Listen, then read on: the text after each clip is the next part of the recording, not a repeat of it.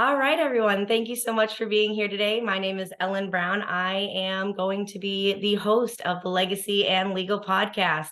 This is the inaugural podcast, and I could not think of a better person to be here and a better person to have as a guest on this show than Mr. Steve Mandile, who has worked tirelessly in our cannabis industry from legacy to legal and forever. You are here, my friend. Hey, thank you for having me, Ellen, and thank you for doing this show. I think it's going to help a lot of people learn quite a bit and really, empower people as well. So thank you for doing this. And Oh thanks my for having me gosh. on. I honestly couldn't think of a better person because of the amount of, and I love your cup, kindness matters. Yeah, sneak that in there, subliminally or otherwise, kindness matters. So we're going to talk about all of the work that you've done here in the state of Massachusetts. You have been such an incredible voice for the veteran community since before we got legalization back in 2016. You were on panels, you were at the State House, you were advocating for reform, trying to get the fee waived for our veterans, trying to get the fee waived for our patients. That's something that you've been able to do as well here in the state of Massachusetts. Yep. Yeah, it was a wild journey. Like so many other hundreds of thousands, maybe millions of Americans. I was on opioids for a decade, and I used cannabis to get off of those medications, and also uh, benzodiazepines as well.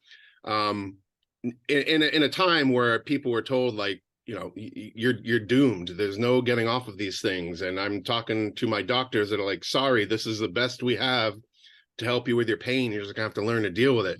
And then after making the switch, I was just so blown away and going through, when people that may not know, when you come off of opioids and other addictive drugs that you were on for so long, your brain's firing away, and my brain was firing away, and I'm just like, how do I get information out to let people know that cannabis is a much safer option? Just look at the side effects of it, and you start off with like, okay, no chance of overdose death. Great, that's harm reduction. Like, we're losing so many people to overdose deaths and suicide that I believe, those suicidal ideations and thoughts stem from being in such a dark place where those medications take you. So my mind was instantly like, wow, I was able to spend 10 years hating everything, being so angry at everything, and looking to destroy things.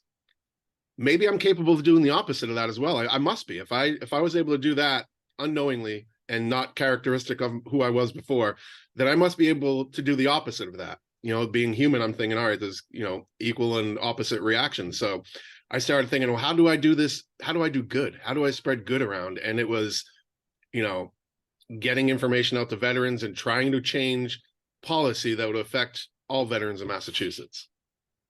And my friend, you have done just that. And you continue, by do just that, you continue to bring attention to these areas, even if it might take 1 year, 3 year, 5 years, rain, snow, shine, pandemic. Very specifically, there's a bill that you have been championing for over 6 years. Since 2017, 2018, you have been trying for the past 3 legislative sessions, because the legislative sessions are every 2 years. So Yep. you've been trying for the better part of 6 years to get a bill passed that would recognize post-traumatic stress disorder and opiate use disorder, to allow those two conditions to be recognized for qualifying conditions here for the state of Massachusetts for not only veterans, but other people do suffer from post-traumatic stress disorder, opiate use disorder. There is a broad category of people that could be helped by those diagnoses being added to the list of qualifying conditions. But more than that, you're looking to create a framework that would allow veterans to streamline the process of becoming medical patients. And this is a framework that would not be unique to Massachusetts. This has already been done in other states. Could you please talk a little bit more about that? Sure. Yeah, I've in my time with legislators and on Beacon Hill, I've learned that it's a lot easier to adopt something that's already being done than create something, and you're basically recreating the wheel. That is a huge lift of any state's legislature. So I looked at other states and thought, I looked what kind of programs, just Googling veteran programs for medical cannabis in the United States. And I found that Illinois and North Dakota both had programs where they recognized that when they set up their framework for people to register as patients, that they would have to get those qualifying conditions listed by their physician. And right away, they realized that, all right, veterans have physicians that are federally prohibited from filling out that paperwork and making any sort of recommendation or prescription of medical cannabis. And they did that by allowing the veterans to submit their VA paperwork that stated that they had those medical conditions and they were being treated for it. So I thought, we all have access to our own VA medical records. When you're in the VA system, you can go to e-benefits and get your paperwork and print out whatever you need and send that into the state. So they were saying a whole year's worth of paperwork for myself and a lot of veterans. That's hundreds of pages of documents. So I thought, how can we lessen that burden on whoever's going to be going through this? And found the VA has something called a problem list, which you can print out. It states everything you're being treated for by the VA. So went to started off with Senator Patricia Jalen, who was not my representative or my senator, but she was on the Cannabis Policy Committee early on when it first got adopted and passed. So I went to her, and then subsequently went to my own representatives and senators, because I found out that's usually how it works best. You get the people that are there for you to do that. I've been fortunate to have them be understanding, and we've made baby steps each time. Each attempt. First, it went nowhere. Then it went to study. Last year, it passed out of the last session. It passed out of the Cannabis Policy Committee. But at that time, they were focusing on the social equity aspects of the industry, which I think are, absolutely needed. I did push back a little bit and say, we can chew gum and walk at the same time. We could do both. we can do both. But legislatively, there's so many bills, there's so many things that get presented, and they really have to limit it to a few. This is true. So I said, fine. I was comforted in being told that medical was going to be a focus for the next legislative session. So I said, great. This should be, it's fortunate because we got our no's out of the way. We're not, even Michael Jordan, the guy didn't hit every shot he took. So we got our misses out of the way. And now, we've crafted it, smoothed it out, and it's looking like it's going to move forward. It's currently, it was S50, the bill number, but since it has passed committee, it is now H4087, and it is now with the Committee on Healthcare Financing, and hopefully it should move through there favorably as well. We have support from the Speaker of the House, and we are looking to get support from the Senate President. But this is crafted in a way that there's no budget tied to it, which is huge in getting any legislation passed. If there's a need for funds, it's likely not going to pass. And again, this bill, we are Americans, we are residents of Massachusetts. There's 7 million residents of Massachusetts. There's only 300,000 veterans. So I didn't want to do a bill that just helped, the few of us. And being a veteran, it's like, no, we lead for everybody. So the veteran aspect of the bill was that being able to use your paperwork. And then the other aspect was for everyone to help break the stigma of PTSD and opioid use disorder. That's what it's listed as, because everyone can suffer from that. And there should be, I'd hate to think that there's people that look at the list, don't see it, and say it's not for me. Mm-hmm. That is so important. And You're completely right with veterans being able to lead the way and being mindful that post-traumatic stress disorder is something that, we do often associate directly with the veteran population, but it's not exclusive to the veteran population, nor is the opiate use disorder. And with that in mind, it sounds like you're, and I know this to be true, that you were, a man on a mission driven by passion, but it seems like nobody, like not in a, in a rude way, but nobody held your hand. Nobody walked you through, nobody guided you, nobody said, here you go, Mr. Mandile. Here are the steps right here. If you do A, B, C, you're going to be good to go. You were just, trying your best with what you had, and you get a little bit better each and every year. And that is what has inspired me so much, because you're and a wonderful human being who makes sure to turn around and make sure that the people behind you are able to follow in that path and those footsteps and see the actual measurable goals and the framework for how to get these things accomplished. This session, I've been able to work with my state legislator to try to get a bill passed for medical reciprocity, which was only possible because I talked to you, and I've been watching you for half a decade make this happen and talk with people and not give up, and never get discouraged to the point where you say, I'm going to quit. You say, I'm going to work harder. And that perseverance is what, so many of us in the cannabis industry look up to you for. And with that in mind, has there been any allies for you in this process? Are there any people that have really, taken the time to say, hey, you have my ear, you have my support, even if, my bandwidth is limited to, I can only click a button and co-sponsor you. What can I do to really help you as a state legislator, or as a commissioner, or as a general member of the public? Yeah, there's been I appreciate all the kind words. There's been quite a few champions out there for veterans issues.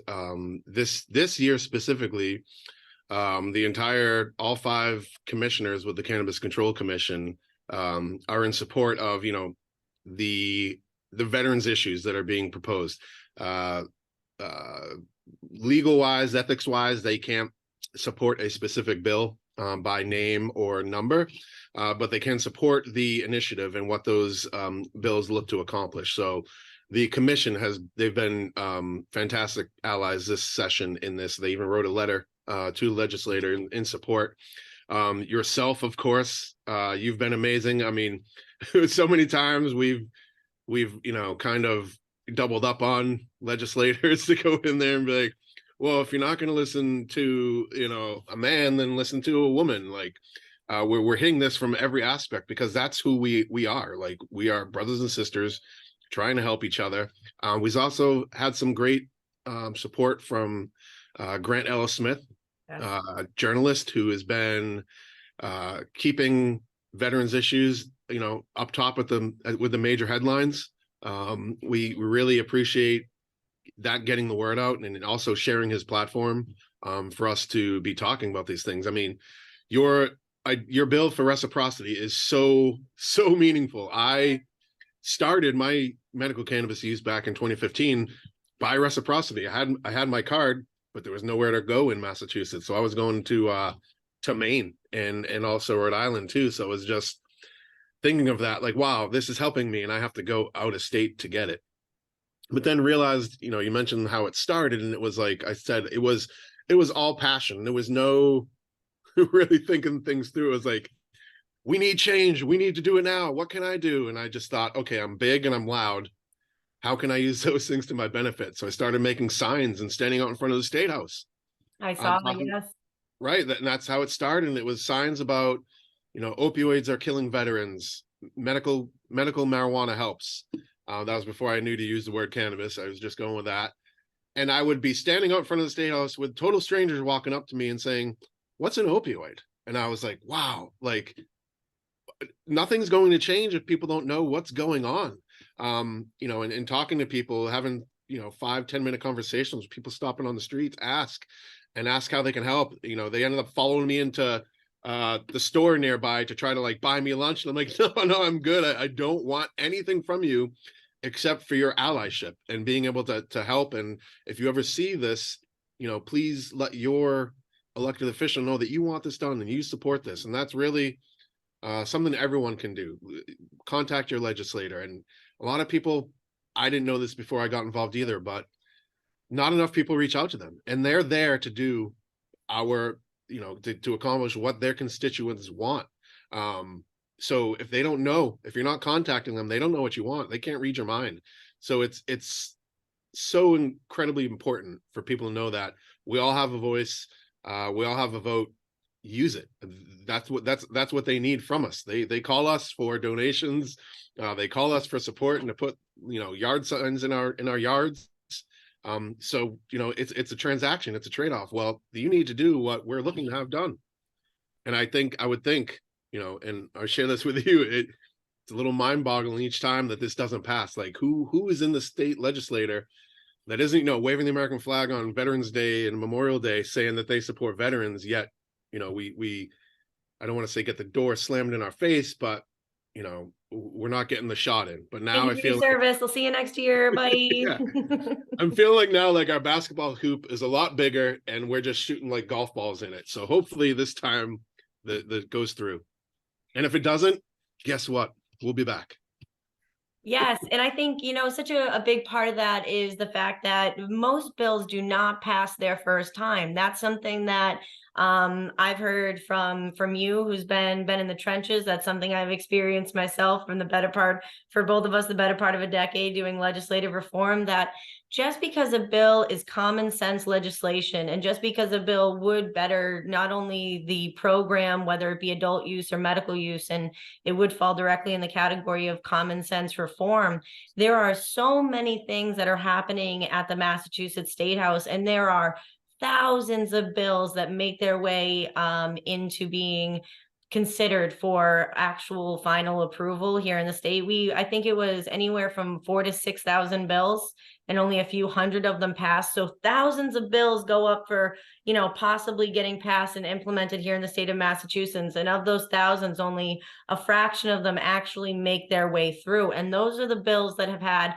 attention. Those are the bills that have had public support. Those are the bills that are now showing up for maybe the second, third, or even fourth or fifth time. So with that in mind, how do we continue to stay active with our groups? How do we continue to get people to know about these different bills? What have you found has been the most impactful way to get people to actually talk about these issues? This is something, right now we're filming this on the 15th of November. So Veterans Day was just a few days ago. So with that in mind, there's still this kind of November, people are still having veterans on the mind, but you do this winter, spring, summer, fall. So what happens during the time of the year where maybe veteran focus isn't as much of a focus? Yeah, that's a way, it's a great question. One of the things is to really start talking to different veterans groups, VFWs, DAV, all the different veteran service organizations. Because when I started, I didn't think any veterans were supporting it, and then I'm getting newsletters from those organizations, that they support medical cannabis, and it's they can help bring the attention to it. And also you find then people, and again, like I said, when it comes to legislators, if you're not their constituent, rightfully they're not going to really give you their time, because that has to go to their constituents. So finding veterans in different areas, in different municipalities, cities and towns, that can reach out to those representatives that have not heard of it yet. And again, like you said, it's year round, and it's hard to even get someone to pay attention to veterans in November and May. And common sense and legislation, it's not just an issue here in Massachusetts. I've been down to Congress many times in DC to talk about different bills to help veterans in different ways. And I remember 2 years ago with the PACT Act, and there were, and you got to add in the partisan politics part of this too. There were 25 Republican senators down on the Senate floor in the Capitol high-fiving each other after they shot down the bill that would provide care and coverage for veterans affected by toxic exposures. It was utterly disgusting. Yeah. Myself and so many other veterans hopped on a plane and went and camped out on the lawn in Congress until that changed, and it did change. So it's really it's this dance of uh, being present but not in someone's face, um, and always checking in. You know, you the whole you catch more flies with honey than vinegar. It's really true, and it's we have that ability as veterans. I think with like, hey, you have a crappy lieutenant or battalion commander, you still have to respect them, and you're still going to need things from them. So you have to learn how to talk and how to kind of balance that ask, knowing that it's probably not going to happen, and also kind of doing some things you may not really want to, but you want what you want done, so you go do those things. I don't want to say it's, ass kissing, but you do have to do some ego stroking and give them credit for other things they do. But it's really just getting to know the legislators you have out there. And again, if you're not happy with it, run, pull papers and run for an office. Tell me more about that, Selectman. Yeah. So I got so wrapped up in ballot question 4 back in 2016 to bring adult use cannabis to Massachusetts, and I learned so much of legislatively of that process that in my town, I had people in town asking me to run for a position on the select board, something I had never considered. And I look back and I'm upset with myself for not knowing earlier. But we all have this idea of like, we have to vote for presidents. The president's gonna, provide a good life or bad life. But the things that the president of the United States does rarely affects us in our day-to-day lives. Where the policies that affect us daily happen in our communities, happen in our state, happen in our municipalities.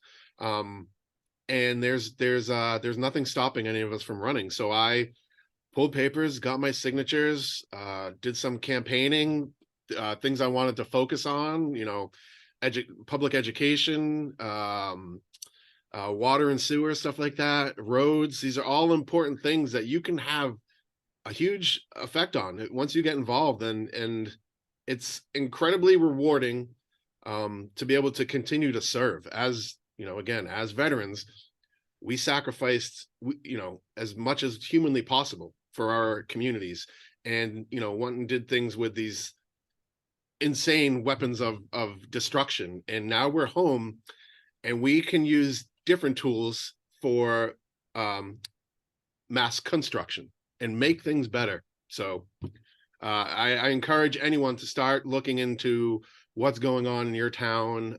See, the time you may have to volunteer, and it's not just the select board. You could be your board of health, parks and recreation. There's lots of great. I'm on the commission, disability on commission. There's so many different roles in your town government that you are so well suited for as a veteran and as a former service member. Oh, that is fantastic. And it's, your passion from cannabis actually drove you into other policy work. It wasn't, you weren't passionate, just to clarify, you weren't passionate about policy until you started getting into the cannabis component, and then realizing, from that branching out into all the other ways that you can be impactful and give back to your community. Yep. I started it with trying to work with nonprofits and helping, one veteran at a time. And it came with a lot of heartache and a lot of effort for very minimal results, although, still needed. But the thought was, I want to be able to help all veterans, not just ones that are able to find my name or phone number and can give me a call. I want to help them too. But how do we help the most veterans? How do we help every veteran in our state? And I never, being in the military, I have some trust for the government, but I am skeptical. So it's like, all right, how can I make things better? How do we do this? And it was really research into that. Like you said, it's not just cannabis, it's veteran, it's suicide, it's mental health, and this is not just veterans. It's homelessness. Learning so much has really, helped my heart grow as well, where, I volunteer at cold shelters and stuff like that, because I don't want anyone to not have a warm place to sleep at night and get out of the cold. What is a cold shelter? I apologize. What is that? Oh, it's like some churches and other places open up when it gets below 20 Wow. degrees, and homeless people can come in and spend the night. There's cots, blankets, things like that. Give them gift cards to Dunkin' Donuts in the morning, because they do eventually have to leave, but you can't go sit in Dunkin' Donuts and buy nothing. So here's a $5 gift card. Go get a hot coffee and a donut, and spend the morning in there for a few hours, and stay warm. Um, and there's just food banks. There's so many ways to help people that are less fortunate than us. I feel still incredibly fortunate to have everything I have in my life, all the love in my life, my family, support from my community, but it hasn't been like that. And those times where I went through that make it so I want to give back and help those people out there. It's always about a hand up, not a handout for me. That is incredibly important and impactful. And thank you for telling me. I did know about the services. I just wasn't aware what the name was, but we're doing this podcast in November. It's the 15th. It's going to launch in 5 days. Hey, I'm going to do it on the 20th and the 4th of every month. But so Nice. with that in mind, people will be hearing this as the months start to get colder. So thinking about ways that you can give back with, if there's a portion of the community that you could give back to, whether it's working at places that or volunteering at places that could help to provide a home for the night, or help to give out food or pantries or different things like that. There's so many components to giving back, not just for veterans, but a broad look at there are people in need in the Commonwealth, throughout the United States and the world, and what ways can we be impactful. And I've definitely learned from just watching what you've done, and emulating the framework that you're putting out for all of us to follow, that there is a really big importance in the policy portion of that, because posting things on Facebook, having conversations are all very important things, but realistically one of the biggest components is making sure that your legislators know that these topics are important for you, and that you want funding, and that you want to use the word earmarking. You want to make sure funds are earmarked for these different demographics or different things happening within your community. So I think it's so important that we know about these resources, and we know about our local politicians, and we know about not only that, but other avenues for treatment for our veterans. Kind of just circling back, we had touched upon earlier, you and I were talking about not only cannabis, but recently the governor Maura Healey has said that part of an omnibus bill, she wants to kind of start to create a framework for psilocybin and veterans, which is wonderful. And I was just wondering, what are some of your thoughts on that, as we start to possibly open up a new framework for another alternative to opiates, natural medicine, but we still have a framework here that realistically needs a lot of TLC. So are we, is there a way to, as you were saying, can we now walk and chew gum? Like how are we doing this? Right. No, great question. And I think, so many veterans have already benefited from psilocybin. And it's going to help so many more. I think it's great. I personally haven't use them medically yet. I really want to speak out on it. I'm scheduling a session for myself to be able to work with a physician and take a journey of my own. I had used them recreationally in my younger years, so I know the effects that it can have, and also just doing therapy. When you get into a meditative state, I'm amazed at how much comes to my mind that has been gone for 20-30 years. And medicines like that will help you get to that state of mind. It's incredibly important to look back at what happened with cannabis, right? Like, we had the bill passed, the ballot initiative, it was all written up, and once it passed, within 7 months the governor rewrote the entire bill, and that's Mhm. what we have right now for our framework, with the limitations on your ability to grow at home, the limitations on the amount of THC doses you can buy. So we really need to put together a piece of legislation that's going to protect those things for the future with psilocybin. You got to realize that anytime we're talking about a medicine that's going to replace something that's being paid for, buy something that you can make yourself, that's hurting someone's pocket. And those people's pockets, when they get hurt, they can't help and lobby the way they do. So Mhm. it's this big world where people think it's a lot smaller and a lot easier, but there's a lot more moving parts to it. It's just making sure that we let those in office at this time know that, this is how it needs to be done, and this is how we're looking to get it done. We would like to work with you on this. Have some things that are an absolute, no go. Like, if you take this out, we're not going to be able to support it. And make the valid points of why. Other states have done it, so again, this is possible. We're not going to be the pioneers, which comes with a lot more of a lift. So adopting what's working. I noticed there's other groups. I think you're involved with a group that works with psilocybin.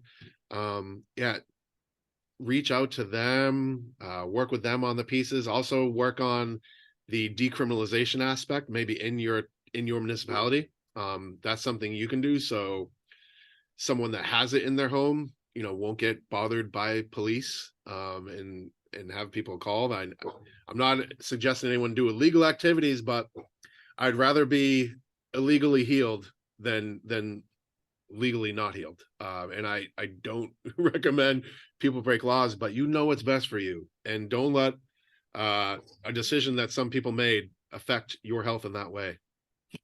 Absolutely. And that's such a huge component to it because, as we've learned from lobbying and legislative reform, that there could be a lot of pieces that you just don't see, components that you're not privy to, the politics of politics. So the interpersonal relationships that you don't know anything about, like when you're talking about working in Washington and the advocacy you've done and seeing how it doesn't matter if the bill would be for the betterment. It's more of a, well, I don't want this to pass because of something you did to me 2 sessions ago. It's a real, tit for tat of pettiness in our policy, and that's something that we've seen, on a whether it's in a state or whether it's on a larger platform. And it seems like this is where the voices of the advocates are going to really need to be heard, because you got to look back to the why did you get into policy in the first place? You wanted to change things, and for yourself, you're continuing to change things. I think that this year, third try, the third try is the charm. And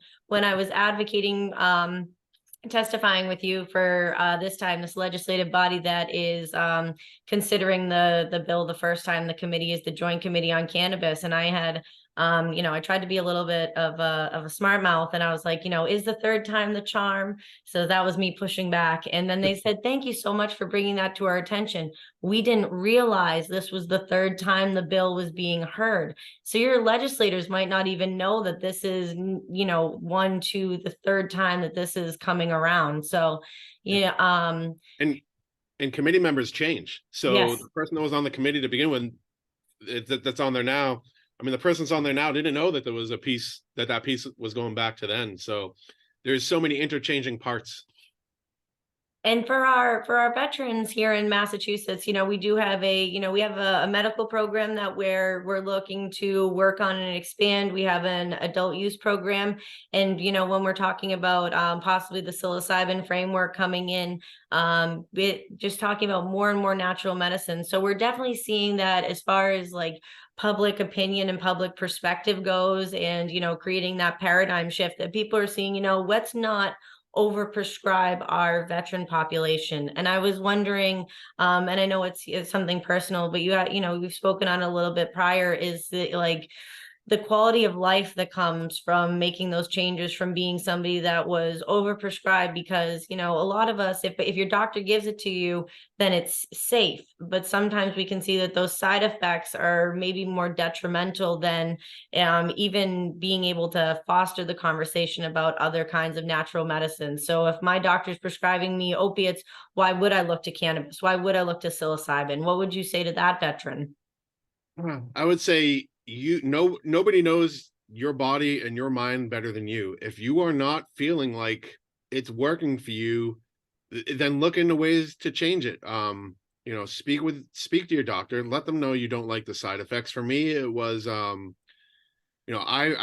remember not being able to wake up in the morning, if I even got to sleep at night. But when I did actually get to sleep, I remember, you know, not getting out of bed till like 11 or noon because I could not keep my eyes open. And I would go throughout the day with just like dropping things, and it was, you know, I was basically nodding off midday for no reason. I would be in my car driving, and I would be, you know, a half hour past the exit that I was supposed to take because I totally just spaced out and forgot where I was even going. Um, so it's important to know your body. It's important to know your mind, and don't. I got over a lot of stigma when I first made the switch because, like you said, I'm doing what my doctors tell me. You know, like this has to be the right thing. You know, this medicine's not that bad. And then I look at what fentanyl is, and I'm like, oh, it's it's the best heroin, cleanest heroin that money can buy.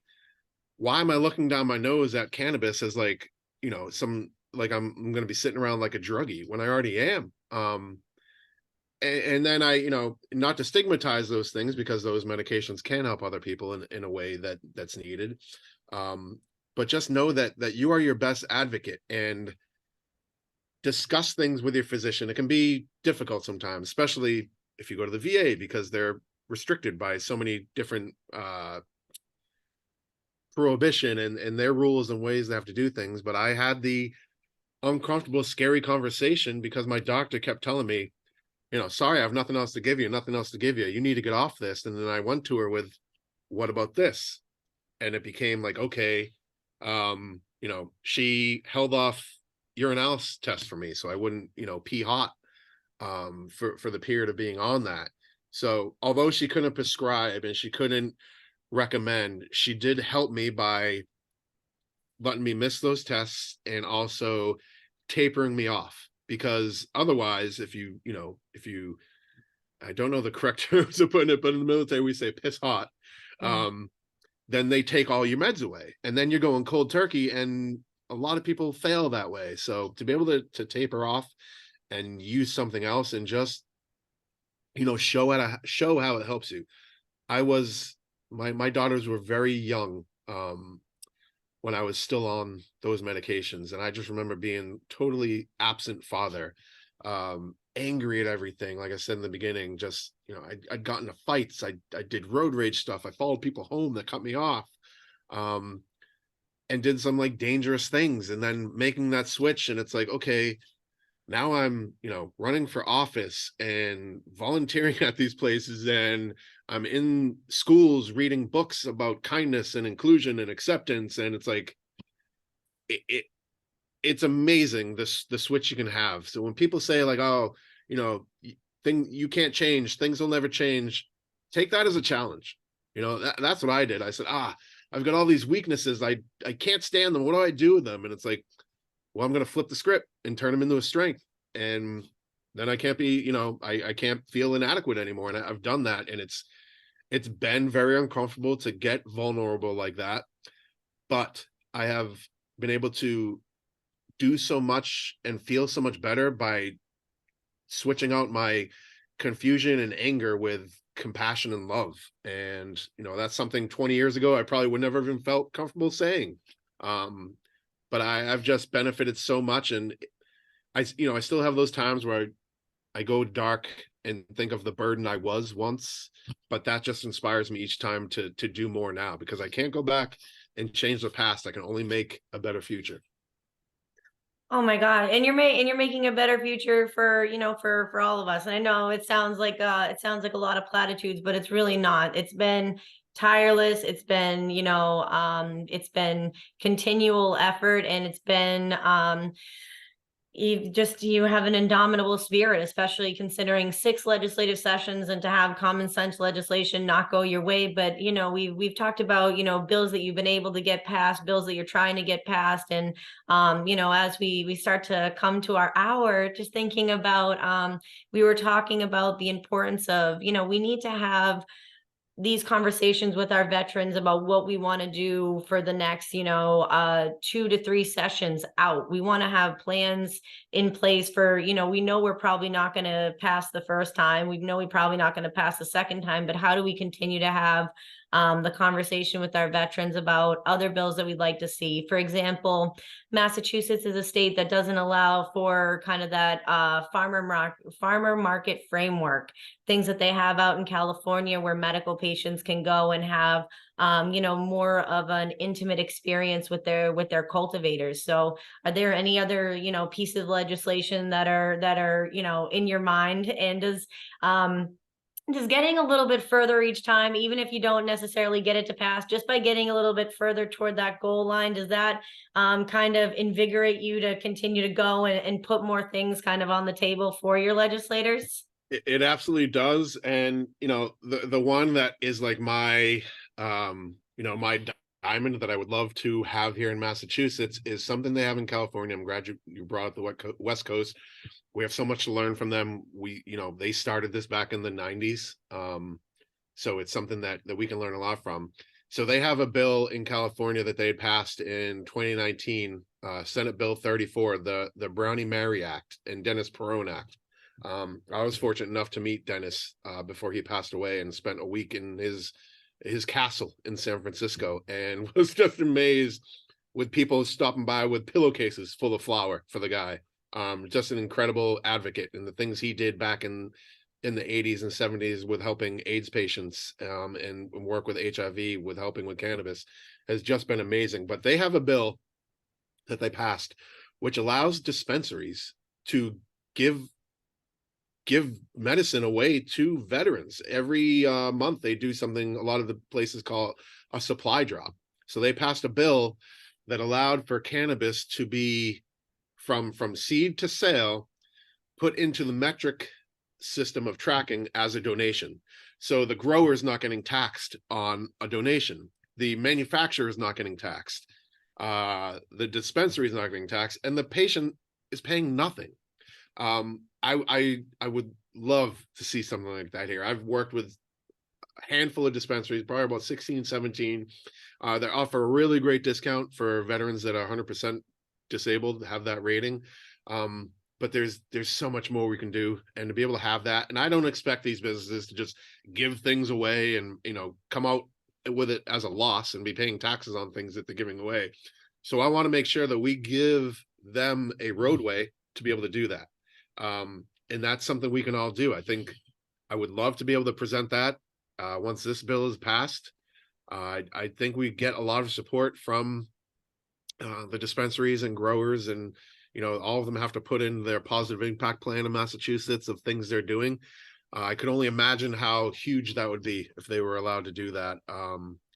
And again, I want to thank you because you were doing this. I mean, we met because I got involved in something that you were already doing. You've been someone that's inspired me to do a lot. I've had so many other people that have inspired me. Dr. Lester Grinspoon and his son, Dr. Peter Grinspoon. And I'd be a fool to not mention my friend, Vietnam veteran Wayne Smith out of Providence, Rhode Island. In DC, he's known as the Oracle.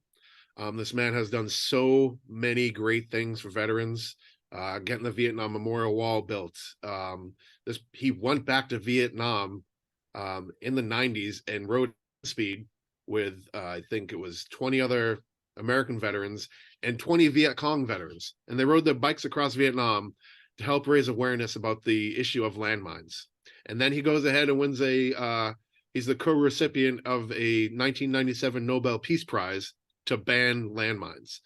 So that's the power of veterans. We learn these things from our service, and then we come out and we change the world, and inspire each other to do that. Each generation can do that.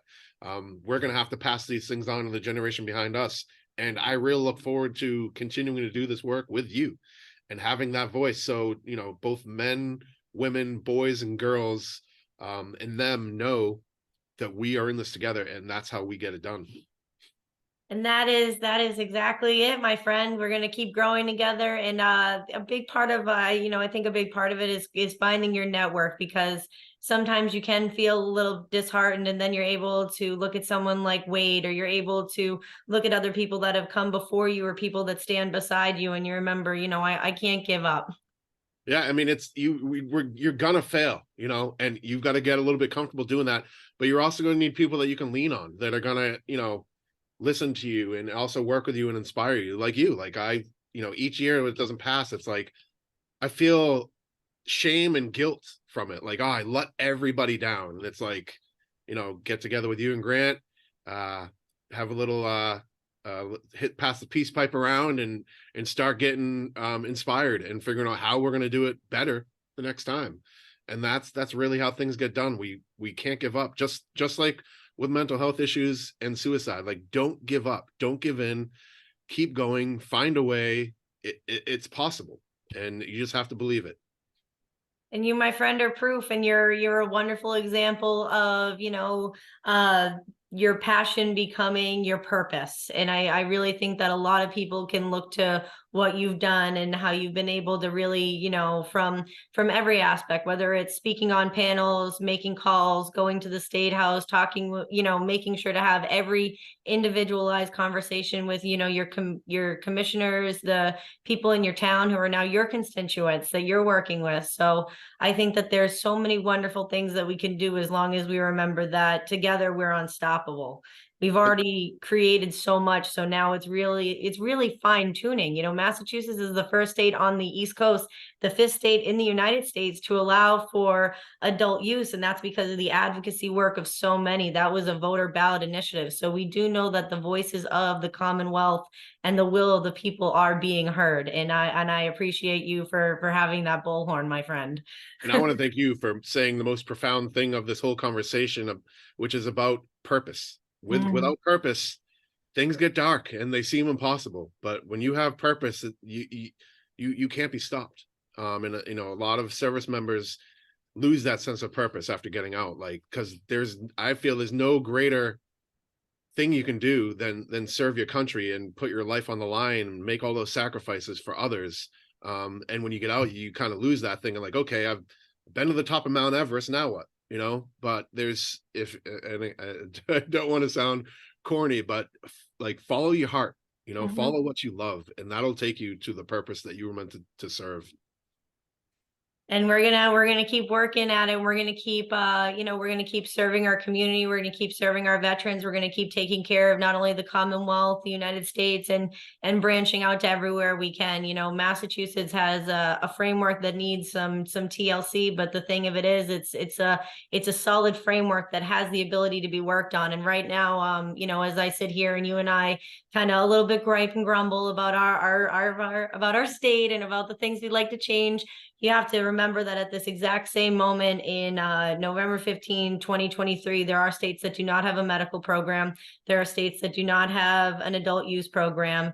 And we still are not federally legalized the way that we have for veterans in Canada that are actually allowed to purchase cannabis and then actually have that be almost not necessarily like a tax deductible write-off, but they're able to get reimbursed. And that's something that we're not even talking about because it's so far in the future. So I do know that as laws change and frameworks continue to grow and expand, that veteran conversation and component is always going to be something where we're going to be able to hopefully continue to be very impactful. And I look forward for this legacy and legal journey that we've been on, where we were, we're still yelling at the state house, but now they've taken, they're like, take your signs and come inside.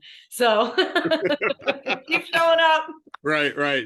They see it as a chance to education. So I just, yeah, it's been a wild ride, and I'm fortunate that I got to meet you and others on this path. So thank you. Thank you. I wouldn't be here today without very specifically, without your guidance and without your even keel and without your ability to say, hey, El, we struck out that time, dust yourself off, we got next session. So whether it will hopefully be this session, but if it's not this session, the next session will continue to work for post-traumatic stress disorder, opiate use disorder to get added. This is all in one bill.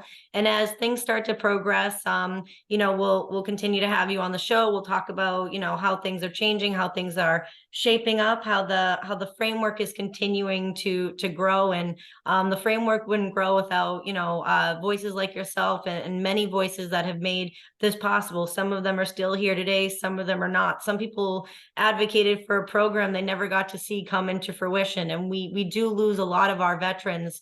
We lose 22 veterans a day to suicide. So it is important to note that, we are here because this is a matter of life and death. This is a matter of making sure that people have longevity and also a life that has the ability to be able to be lived to the fullest, where they're not over medicated or they're not finding themselves in a place where the medication might be causing more harm than good. So being these resources, especially in a time where the VA, you're not going to lose any of your benefits. We definitely want to mention the VA has changed that. They're like, you can talk about it, but we can't help you. So you can at least have a conversation, but we're here, and other veteran groups and avenues are also here for you to have that conversation more fully. So as we start to get to the end of our hour, are there any parting words? And is there anything, any parting words or resources, anything you'd like to add? Sure. Well, I'd like to touch on the point made about the VA, and two, I'm aware and I understand and I appreciate that there's still veterans out there that just aren't going to trust the VA, no matter what directives are out there. They're still going to be at fear of losing their benefits, and I understand that, and that's why, the bill takes no pathway away from anybody that wants to be a patient. If you still want to go see a physician, go ahead, please do. I would recommend, you talk to one anyways, or find a group that works with cannabis, and you can get some help there. Ask questions there. We'll go back to when we first started. The biggest opposition when this first started was a group of doctors that were mad that we were taking, Yeah. their profits away, not their patients away. So there's those things out there. But yeah, for resources, I'd love to hear what you'd have to think too. I would say reach out DAV. Trying to think of some other groups that how about who would you recommend? That's a great alternative wellness centers.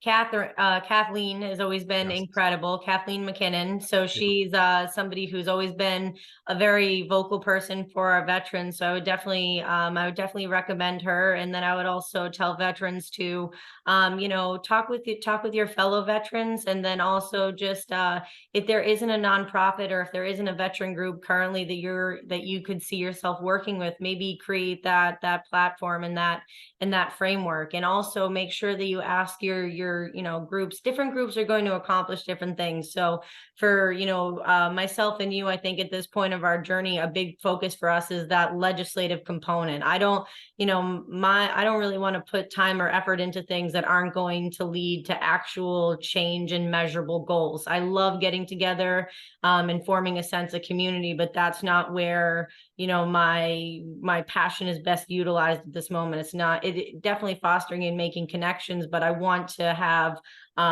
purpose behind these conversations. I want everybody to almost mobilize and get together. So, for myself, I haven't been able to find a group or an organization that can do that. So that's why I've also started this podcast, because from the legacy to legal, what we've had to have happen is we've had to change, we've had to adapt, we've had a number of different 501c3s come and go throughout the years, for a multitude of reasons. No hate, no shade, just everybody comes, goes, they do their journey.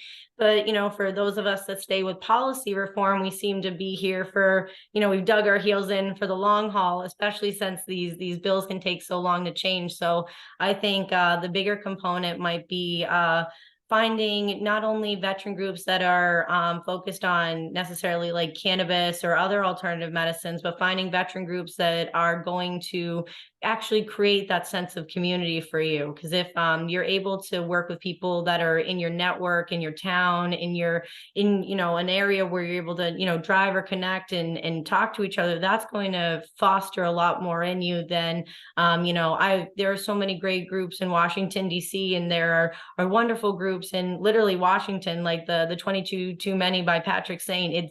But here in the state of Massachusetts, how does that help us? So knowing that there are some really great resources, but thinking about if you can create those resources, or it doesn't always necessarily have to be cannabis based. And there's also our Patriots Helping Vets is a really good one. So Tom is a veteran who has just created a really great nonprofit, and they're starting to do things with our veteran group. So that's definitely one I can think of here in Massachusetts. But I think we need a lot more connection. And I know that for you, being able to talk with veterans throughout the United States has been able to really foster this. And for, myself, we're all kind of stuck in this boat where you think that we would be able to, pass bills and make changes, but it's a lot of, it's a lot of not even hurry up and wait. It's hurry up and I'll see you later. Well, I mean, I want to point out the fact that myself and you, the focus of passing this bill, we've done this without lobbying money. We've done this without fundraising. We are, bootstrapping this by ourselves. It is not about, that aspect of it. Like you have to put full time into fundraising to be able to do fundraising the right way. So it's really trying to do this as simple as possible. Really, it being the connections with legislators. Like I had to go and share my uncomfortable story about my journey and how I got to be in front of them for them to understand. And it started off, I didn't think it was going to work, to, I have representatives and senators calling me about, after talking to you, I've had a 180 on this. I've now talked to other people who told me they got off of alcohol, things like that. And, oh, by the way, could you make a recommendation for what my grandfather should be using or something like that? So it's been like solving a mystery, like, oh, I don't know how it's going to work. Let's wanting to skip to the end of the book to see how it happened. But the story in between is just what makes all the difference. Absolutely. And I think that is that our friend Sid in the background? That's his little brother, Rocco. Yeah. Oh, hey, Rocco, the pup. So you're in something, just to touch on very quickly is that we don't have, you and I do not like work. We're not on 501c3s. We're not paid lobbyists. We're two individuals that, two individual citizens trying to get bills passed. And a lot of time to get a bill passed actually does take lobbying, money, overhead, because of the amount of man hours that you've put in and other advocates have put into these issues. We're able to kind of almost compensate in that way because we're able to, echo our voices, whether it's a petition that we did last time. Remember the petition.gov where we got over, hundreds and hundreds and hundreds of signatures, but it still didn't pass. But that's okay because we can say, hey, we were able to get hundreds of signatures the last time. We were able to do this time. And then commissioners that come out on their own time that like Commissioner Title, Commissioner Roy, that have in a personal capacity advocated for this legislation. So really a big part of it is, and your state representative came too. Soder was there. Yep. Yeah. That was awesome. It's so important, and it's like I said, it's really the connectivity of it, the sharing of experiences is it, and you don't know what you don't know, and if no one tells you, you're never going to know. And I have learned so much from you. And I know that a lot of people are going to be able to watch this podcast and feel inspired, being like, I've been able to see Steve do it, and he's continuing to work in this industry, grow in this industry. And not only that, but you are, creating something where people are starting to come to you, and you're the pillar in your community. So that's something that other veterans, as they start to embrace other plant medicines and other natural medicines, cannabis, psilocybin, and more, that they might become the person who's now do you consider yourself a subject matter expert? Did that take time to feel like you fit into those shoes? It absolutely did. That's why I'm staying in my lane with this and not getting into the psilocybin yet, because there's so many other people that have more experiences with it and more knowledge about it that can do that work. But I can share how to work on the process of doing that. The encouragement and moral support of after you get shot down or someone won't take a meeting with you and stuff. Instead of being like me and sleeping out in front of the state house for a week until you get the attention, there's other ways you can do it. There's a lot more senators, so don't stop at just one and get to Yeah. know. There's many more that you can go to. So, but don't give up and do what you think is right, and don't let anyone talk you out of it. And that is it. You follow your true north, you follow your compass, and people will definitely be able to look to you and continue to look at the work you're doing. And before we wrap up this wonderful, amazing first podcast, I was wondering, how can people support the legislation that you're doing right now? How can people support S50 to allow for post-traumatic stress disorder to get listed as a qualifying condition, opiate use disorder to get listed as a qualifying condition, and also to create a way for veterans to, this is all within this one bill, veterans would be able to submit their disability VA letter with their, what is it, the blue button letter? Blue button report. Yep. Blue button report, thank you. The blue button report, and they'll be able to submit their blue button report and completely bypass the having to pay for a recommendation and things like that. And really, I think that would help to strengthen our program, because I never want to see, I want the adult use program and the medical use program to run parallel, and both of them to be, strong, sustainable, and have longevity for both different consumers. Yep. So to support the bill, I would, at this point, you only have to call one person. That would be the Senate President, Senator Karen Spilka. You can go to masslegislator.gov or malegislator.gov and look up her contact information. You can either call or write an email and say you support Bill H4087 and you would like the Senate President to vote favorably to pass it. And And that's a you say good please thing. and thank you. Or please, thank you, and if not, you'll be hearing from me again next year. Yeah, I'll see. I'll remember when we're at the polls again. Yep. Yes, this isn't an election season is coming up, my friends. So make sure that your legislators know that their constituents are looking, because cannabis consumers are voter. And I was thinking of even maybe doing a subsection called cannabis constituents, where we talk about the importance of legislative reform, because a lot of people and when we start to talk to a lot of legislators, they've never actually said I am a cannabis user, but you can you're like, I see you. You know when you're amongst friends. Yes, when you're amongst friends. So please know that your legislators, just because they're not outwardly advocating for something, doesn't mean that that's not necessarily, where their heart lies, and something that they wouldn't be more than happy to help with. So thank you for everything you've done, and putting yourself out there time and time again, and showing, veterans like myself a way to continue to grow and strengthen the industry.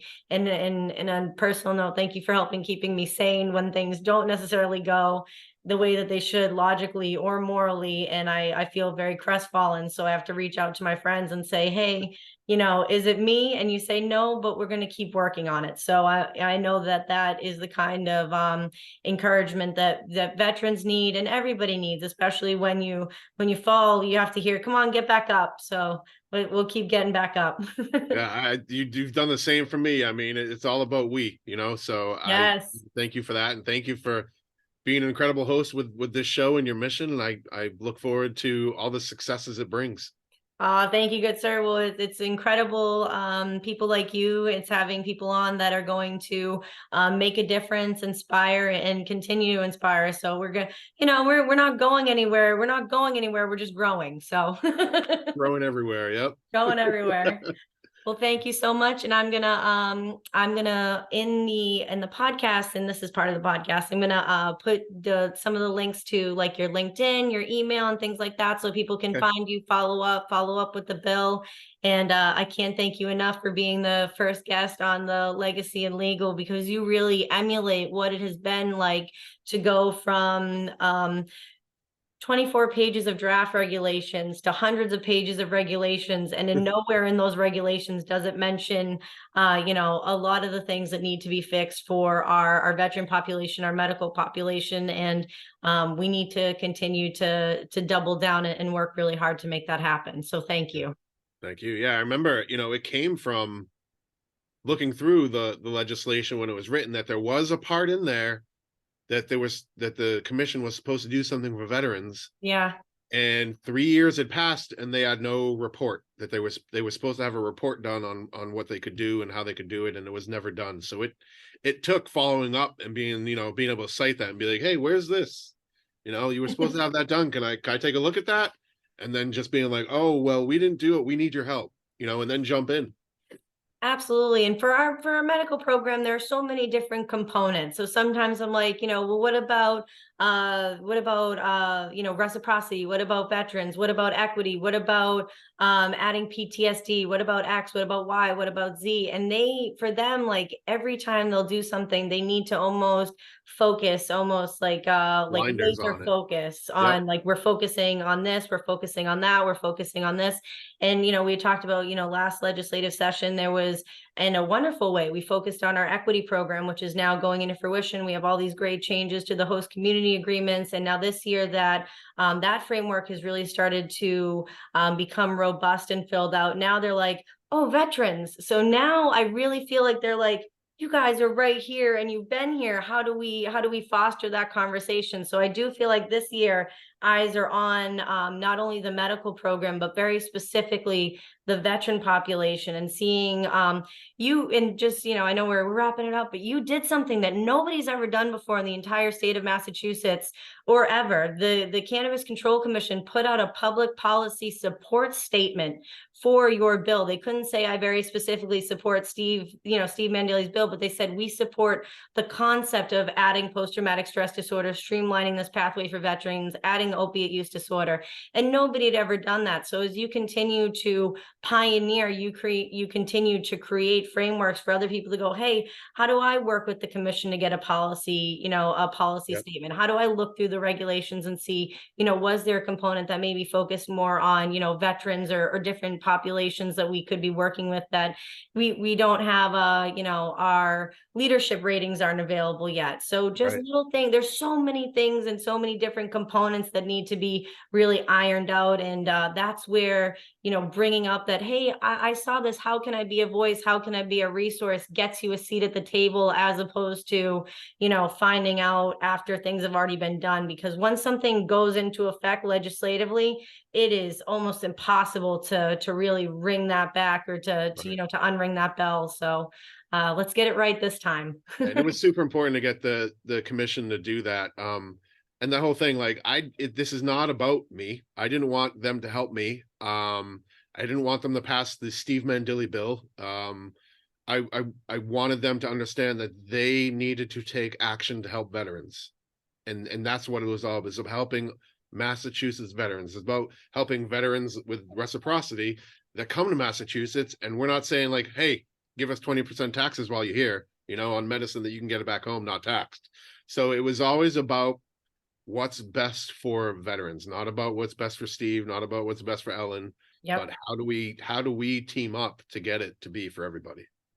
Absolutely. And the more people that come, the more voices that we have, the more change we're going to be able to make. So you and I, yes, let's keep changing the regulations. Let's keep creating the framework that's going to continue to benefit the Commonwealth. And as we know, other states are looking to Massachusetts to see not only what are you doing, but how do I do that as well. So Right. I'm looking forward to. I mean, I'm already planning of like, I'm a border town. We do this next to Rhode Island, I think. So we should, there's veterans in Rhode Island need us, veterans in Connecticut, veterans, Massachusetts, I mean, New Hampshire, Vermont, Maine. We've got work to do. We've got work to do. Yes. So even though, we've been legalized since 2016, we're it's going to be 2024 sooner than you think. We're going on our year 8. And as we can see, for those that maybe don't have the initial framework ironed in, that when you do put these bills to go for first time passing, or for whether it's done by your Senate, or whether it's done by, a voter ballot initiative, making sure that at least a component that's added is, research for veterans, or this for, this component, or this for that component. Because if you don't write those things in initially during the draft period, it can be a lot harder to get them added in later. Very important. Well, thank you, thank you, thank you for everything. And I'm feeling very inspired. I know that those that are listening have gotten some really great information. They've learned that it just takes repeated calls and repeated trying, and that, I think we've made it very clear that you might not succeed the first time, but you will succeed. So thank you for everything you do, and thank you for pioneering this industry and really pioneering what it can look like for our veteran population, not only here in the state of Massachusetts, but throughout the United States. So thank you for your service on every level. Hey, thank you, and thank you to all your viewers and listeners. Thank you, sir. And that, my friends, is our very first podcast. This concludes our very first podcast for Legacy and Legal. I wanted to take the time to thank Selectman Mandile for being our very first guest, and thank you for tuning in. We'll be airing on the 4th and the 20th of each month at, you guessed it, 4:20 Eastern Standard Time. Some important resources I wanted to leave you with are the Massachusetts Military Support Foundation for those that are looking for a really great veteran organization here in the state. This organization is a nonprofit that provides a myriad of important services, including food drives and clothing drives and so many more events throughout the year. So definitely check out the Massachusetts Military Support Foundation. Separately, for those that want to learn more about reform as it relates to psilocybin here in the state of Massachusetts, look into Bay Staters for Natural Medicine, and that is the organization that is leading the charge on what reform is going to look like here in Massachusetts and putting forth some very important common sense legislation that does include home cultivation of psilocybin. So be sure to check out and support Bay Staters for Natural Medicine. And for our guest that we just spoke with, Mr. Stephen Mandile, if you're looking for ways to support the legislation that he has been making sure to advocate for and making sure to keep in front of our legislators for the past consecutive sessions, that bill is now H 4087, and you can reach out to the Massachusetts Senate President and let her know that you support H 4087, which would allow for veterans to use their disability paperwork to become medical patients. And it would allow for the state to include post-traumatic stress disorder and opiate use disorder as listed qualifying conditions here in the state. So when it comes to organizations to support and when it comes to reform to be aware of, hopefully you've learned some really great resources. I look forward to seeing you next month on December 4th, 2023. And until then, stay safe and stay connected.